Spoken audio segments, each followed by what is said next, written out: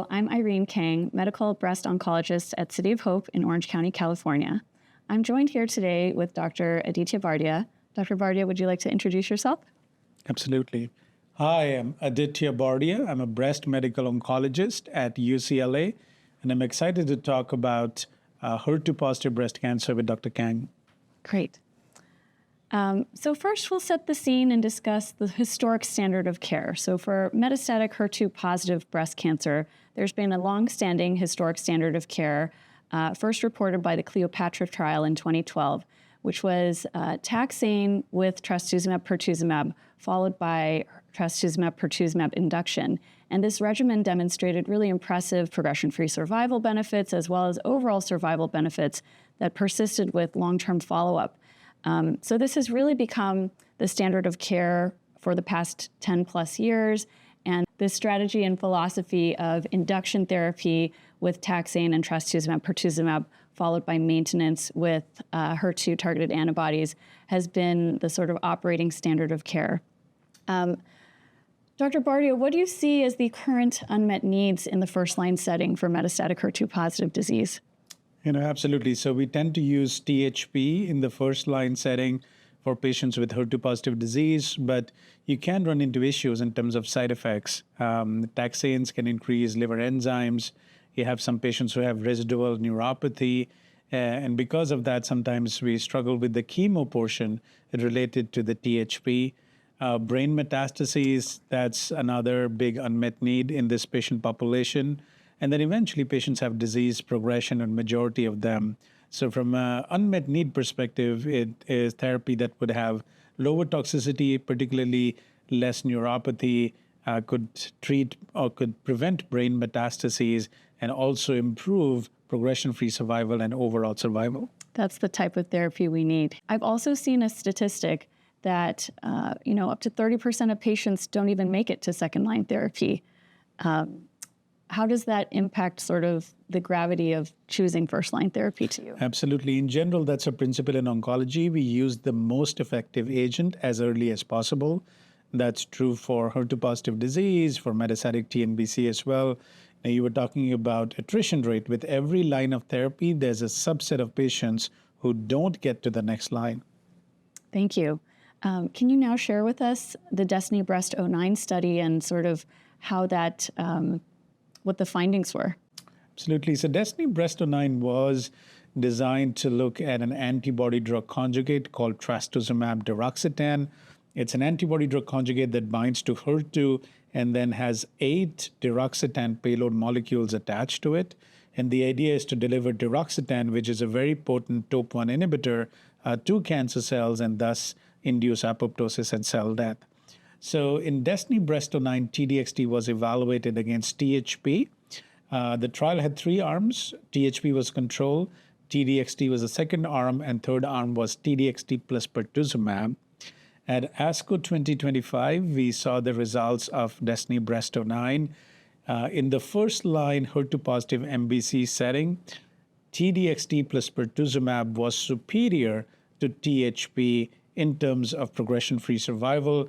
The progression-free survival was getting close to 4 years. It was about 3.5 years, and clearly significant in terms of both statistical significance as well as what we call the results were clinically meaningful. Now, one thing to note in DESTINY-Breast09 was that patients just continued T-DXd. It was not 6 or 8 cycles and you stop. Patients continued T-DXd plus pertuzumab. While with THP, we sometimes do THP 6 cycles, stop, and then continue HP maintenance. So there was no maintenance on the T-DXd plus P arm. Correct. And while there was no maintenance, you saw an improvement in progression-free survival, trend towards improvement in overall survival as well. Absolutely. I saw also that there were really higher overall response rates than THP, and interestingly, higher complete responses in the T-DXd arm. Do findings like that sort of compel you to think about, this choice differently, a higher rate of complete response? Absolutely. So the results were very impressive of DESTINY-Breast09. You saw improvement in PFS, trend towards overall survival, a higher response rate. If you look at the forest plot, it's very impressive. Pretty much every patient has some degree of decrease in the tumor. And I think the objective response rate, which is more than 30% reduction, was close to 80%. It's very impressive in terms of how active this drug is as compared to THP, where the response rate was lower. So where would response rate matter? It would matter in a patient who has symptoms, and I want a quick response, or I want to reduce their disease burden. Then we know T-DXd is a good agent that would do that. Also, in terms of brain metastases, we have data from DESTINY-Breast12 that patients who have brain metastases, T-DXd works in that setting. And so potentially by using T-DXd in the first-line setting, you can prevent brain metastases. It's almost like primary prophylaxis against brain metastases. That's such an important point with brain metastases being such a high incidence in metastatic HER2-positive disease and a huge impact on really prognosis as well as quality of life.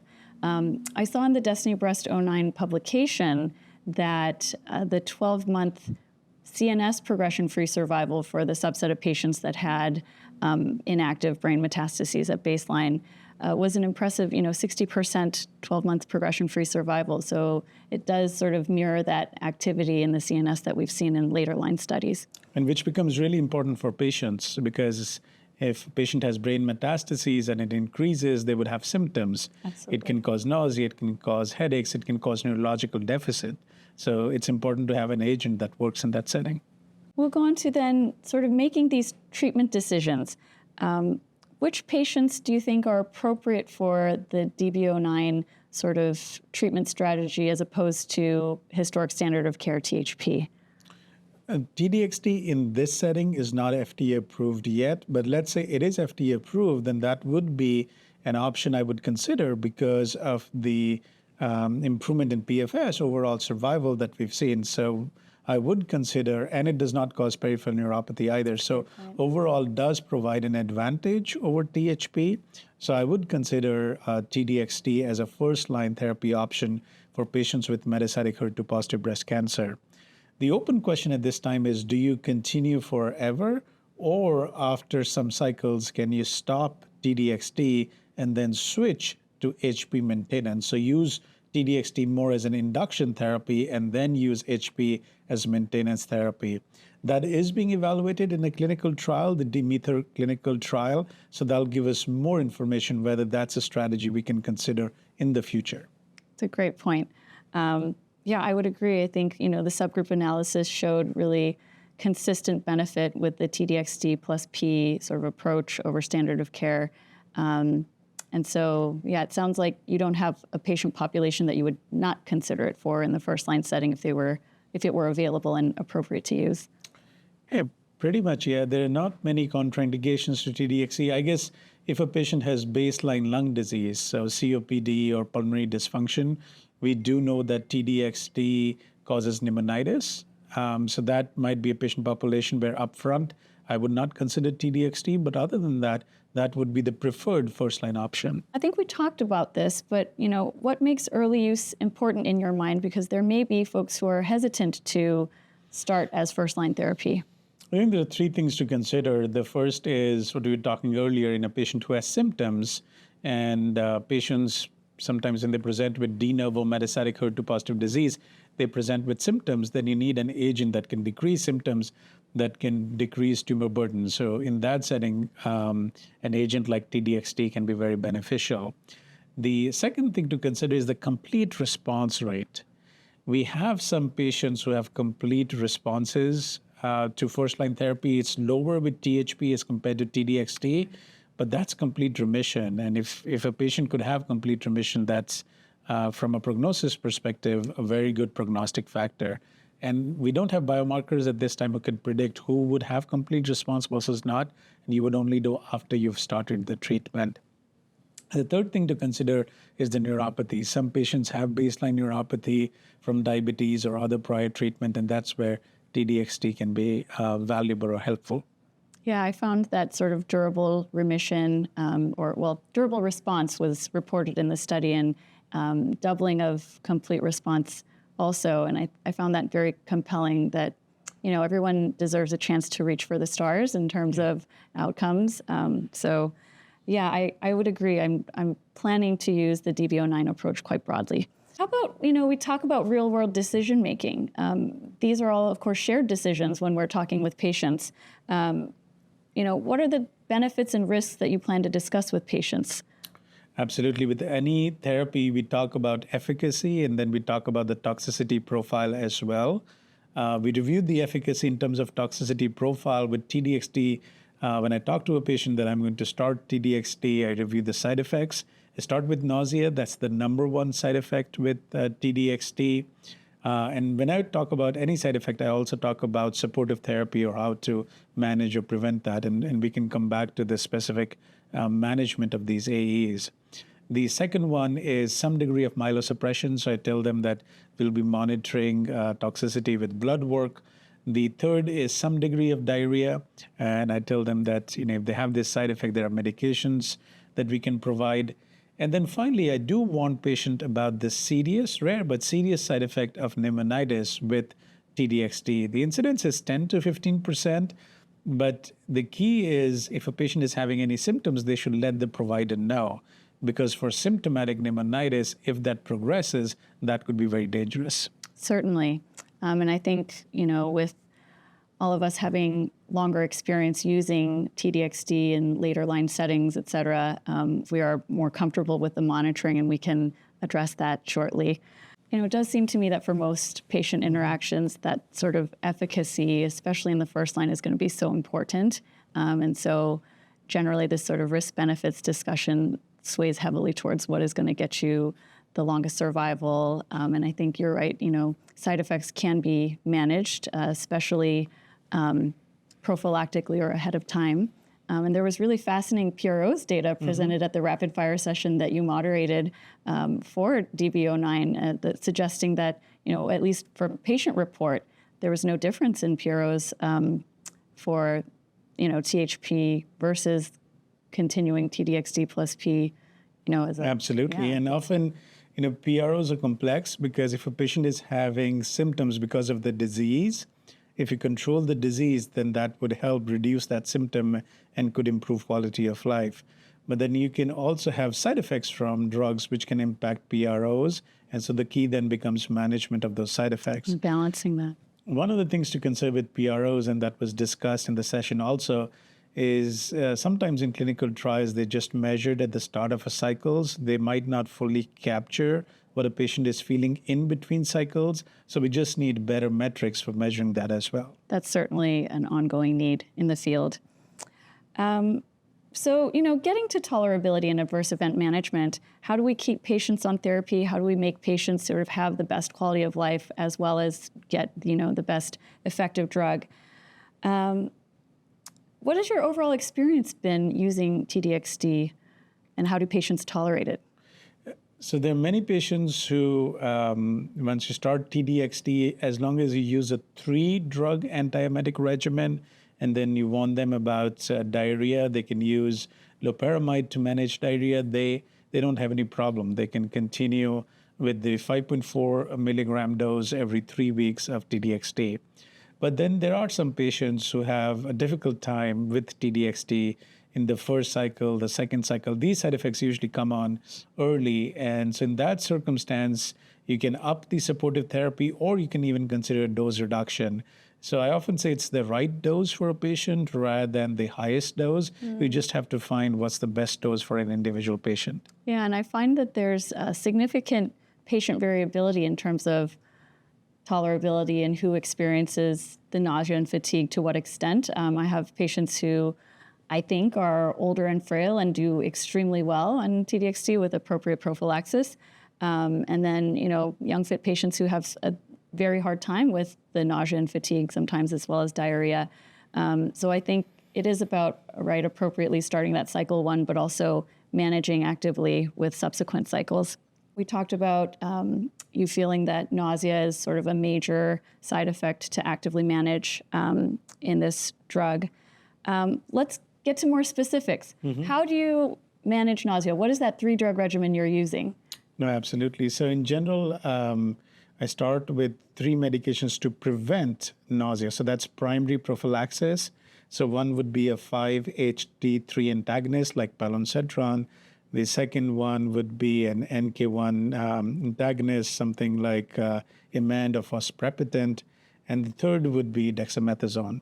So that's the triplet regimen that I use initially to prevent nausea, vomiting. And if a patient is doing very well, then you can peel off, like remove the decadron. Sure.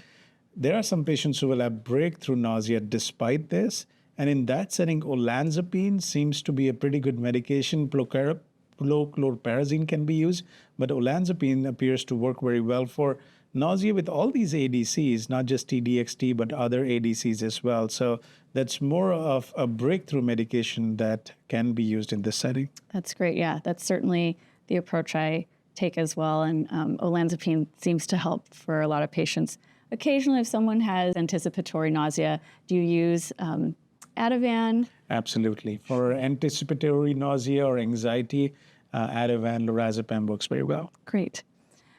Fatigue is something that was shown in the study to be, more profound with patients on T-DXd plus P compared to THP. Are there any strategies to manage that? I think looking at the labs, some patients might have anemia, so that's something that's fixable. Major. Looking at the thyroid levels, patient could have hypothyroidism, not necessarily related to the drug per se, but in general. So once you've treated the reversible causes of fatigue, things to consider would be a dose reduction. And again, fatigue could be related to the dose. So if you decrease from 5.4 to 1 dose level lower, that could help with fatigue. This is truly an area that I think we need to help patients with better. I think what we've got out there, some data for exercise, and then really much less sort of a quality of data in terms of pharmacologics that might assist patients, but certainly an unmet need too. Okay, the major one that I think affects providers really quite deeply as well as patients, ILD and pneumonitis. What's your strategy for monitoring patients on therapy? With CAT scans. So when a patient is treated with T-DXd, we get CAT scans at baseline, and every 8 to 9 weeks, that's my frequency. And I'm not only looking at response, but also looking for evidence of pneumonitis on scans. Because if a patient is asymptomatic but has pneumonitis on scans, the recommendation is to hold T-DXd even for asymptomatic ILD and start steroids. So it's very valuable to monitor this with scans because that's an actionable finding. Yeah, and I think this sort of management strategy is, I think, the most aggressive, I'll say, for all the other sort of side effects that we deal with, but so important to make sure that this is a safe therapy for our patients. Any other sort of side effects that kind of you find you have to deal with? You mentioned diarrhea, actually. Yes, diarrhea can be seen with T-DXd. Loperamide tends to work well. And then also alopecia. The drug does cause alopecia. There's a question about cold caps. In general, we've not seen much efficacy with cold caps with T-DXd. At SABCS 2025, our group would be presenting results based on our experience with cold caps related to T-DXd, and essentially there was not much benefit with cold caps related to alopecia from T-DXd. It's to that. The Dana-Farber group also has a phase 2 trial, and I think their preliminary results are also very similar, that these cold caps don't work that well with ADCs. And part of this could be because the payload is released over time, unlike chemotherapy, and cold caps are only given for a fixed duration of time. Out of the available ADCs we do have in the clinic, though, it seems that the alopecia with T-DXd is less, would you say? As compared to SG, yes. Okay, we talked about weighing adverse events against efficacy when starting a patient in the first line. Do you feel that any of these adverse events really would sway you away from T-DXd in the first line? Not necessarily, as long as you're ready to reduce the dose. You will have some patients who, when you start T-DXd, they start having this chronic nausea or fatigue, and you can have a question about, I just want to discontinue this drug. Before discontinuing, consider a dose reduction, 1 or 2 dose reductions. Often you'll see in clinical practice that once you reduce the dose, the patient experience gets better. Is there a point where you would discontinue and switch to a maintenance trastuzumab pertuzumab strategy? After a few clinical trials, cycles, yeah. no, that's an open question. I would want to see some data from Demeter. If that looks good, that's certainly something to consider. Or if a patient is really struggling, like chronic nausea or fatigue, and they've received at least 6 cycles of T-DXd, then I would feel comfortable switching to HP and then just monitoring them on HP with the understanding that if the disease increases, I can bring back T-DXd again. It sounds like a great practical strategy while we wait for data. For a patient who's doing really well on T-DXd plus P, so the DB09 regimen, would you consider just continuing therapy until progression, or would you consider otherwise, like a maintenance strategy? In general, if the patient is tolerating the therapy very well, you could continue. But if there are side effects, then one could switch to maintenance strategy. So that's something that's more driven by patient experience and discussion in terms of the side effect. In terms of a patient who has complete response or complete remission, at some point, should you stop T-DXd? I think that's an open question. It's similar to HP. Here and there, we do have patients who have no evidence of disease or complete response. And then should you stop HP or should you continue HP? I think these are open questions. Absolutely. The hope is that, using T-DXd plus P in the first line will get more of these complete responses and long-term remissions. So sequencing after DB09, what comes after your first-line therapy with DB09 regimen? When a new therapy displaces first line, that becomes second line. So if a patient is on T-DXd and continues T-DXd and then has disease progression, one option to consider would be THP in the second line setting. And then the other options remain. One could use capecitabine plus tucatinib. One could use TDM1. In general, I would not sequence ADC back to back just because we have other options available. So I would personally either consider capecitabine, tucatinib, or would consider THP. Some of these patients will have disease progression because of brain mets. Definitely in that setting, I would consider capecitabine plus tucatinib. That's very helpful for us sort of taking this data home. Some folks feel that, using T-DXd in the first-line setting is sort of burning through an option. Do you look at this as an opportunity for patients or a barrier to later-line therapy? No, I think in general oncology, we use the most effective drugs because what if you have a complete response or remission? Absolutely. You might not get to a second line. So, as long as a drug is active and patient meets criteria, in general, it's good to use that drug. If a patient has disease progression T-DXd, then you can use a second drug, a third drug, and that's how we prolong overall survival. Sure, and these other drugs, should have some efficacy, although maybe not as, profound as in the first-line setting, correct? Correct. Yeah. And then you mentioned, getting to that second line. As we discussed early on, some patients don't make it to second line, so using that best therapy up front does make sense. It's a good point.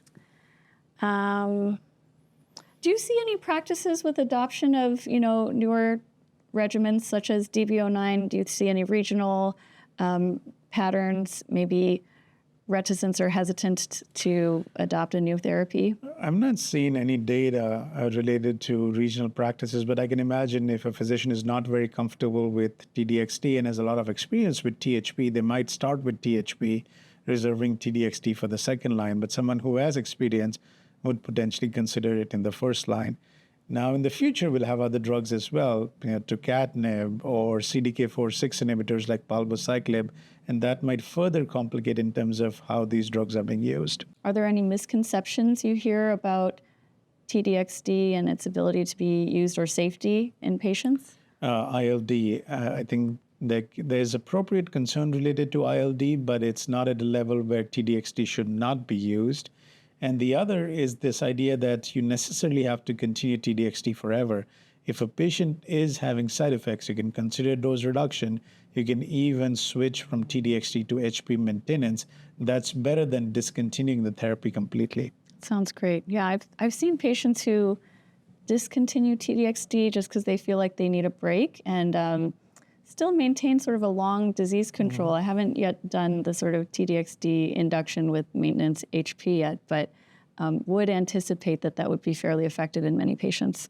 So I think I'll go to kind of other studies and the competitive landscape. Let's contextualize DB09 among emerging first-line and maintenance strategies. Do Do you think, competitors with first-line induction to maintenance designs impact using T-DXd in the first line? So it's a good question. There are two trials to consider. The first one is Patina. That trial looked at patients who were on THP induction and then switched to HP maintenance. The addition of palbociclib was associated with improvement in progression-free survival. And this was for patients with hormone receptor positive, HER2 positive disease, also called triple positive, by some providers. So in that setting, you could see improvement in PFS. And then at SABCS 2025, we saw the results of HER2CLIMB-05, where the addition of tucatinib to HP, both ER positive and ER negative, was associated with improvement in PFS.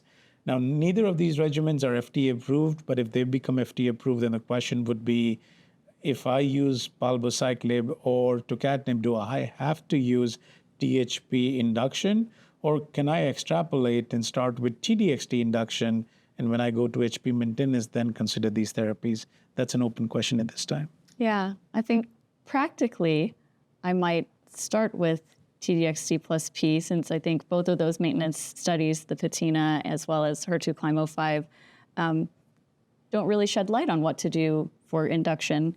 And then if you make it to a maintenance phase, I think you have your pick with maintenance strategies in the right population. But otherwise, I might continue T-DXd plus P indefinitely as long as patient is tolerating.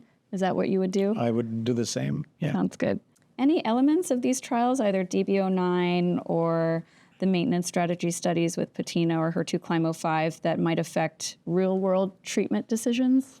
I think over time, we'll probably have data from the real-world setting where some providers would be doing this T-DXd and HP maintenance. So besides the DMETHER study, I think the real-world data would be helpful because that can influence clinical practice. Any other, up-and-coming agents that you see sort of affecting this space of HER2-positive metastatic disease? In the first-line setting, no. The results with T-DXd are so good that it'll be difficult for any other drug, at least in the foreseeable future, to change that. I think what we need to focus more now is how do we manage the AEs, make the drug more tolerable for patients, maybe a lower dose, better supportive therapy, and also the idea of induction maintenance. That's where the field is headed. Great point. This is kind of the first change in first-line therapy induction in greater than 10 years, so we have our homework to do. Wonderful. Well, I think we touched on a lot of things. So when we're putting all these updates into context, Dr. Bardia, we've got DB09, and we have 2 maintenance trials with Patina and HER2CLIMB-05. How do you mesh those together? How do you incorporate these into your practice? I think they're different. So DB09 was T-DXd and showed T-DXd was superior to THP. And so if the drug is approved, we would use T-DXd in that setting. The Patina, as well as the HER2CLIMB, that looked more in terms of adding a therapy to HP maintenance. So if we use those drugs, it has to technically be with THP, and then when we switch to HP maintenance. Merging them in the future, we at least need some more data before it becomes routine clinical practice. So really differentiating DB09 as induction and maintenance, or sort of ongoing first-line therapy, whereas the Patina and HER2CLIMB-05 studies were just in the maintenance setting. That's exactly correct. We have some key takeaways that we want our audience to go home with. One is that the DB09 regimen demonstrates a meaningful evolution or a change in the standard of care for first-line therapy in metastatic HER2-positive disease with T-DXd plus pertuzumab.